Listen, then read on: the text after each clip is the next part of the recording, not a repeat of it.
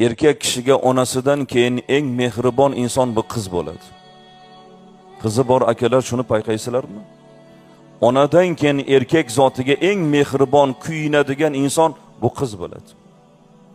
Men shu gapni gapirsam bir do'stimiz aytadilarki, to'g'ri qor aka.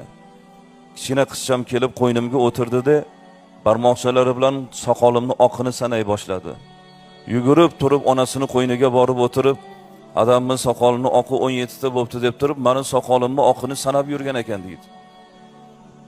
Ota uchun eng ko'p suyunadigan ham shu qiz. Ota uchun eng ko'p kuyinadigan ham shu qiz. Uzatgan qiz, otam, onam nima yeyotgan ekan deb turib, ovqat oldida o'tirsa, xayoliga birinchi otasi keladi, onasi keladi. Qizinglardan bitta so'rab ko'ringlar, ona qizim, kaftingizni ochib Allohdan birinchi nimani so'raysiz deb bitta so'raylar.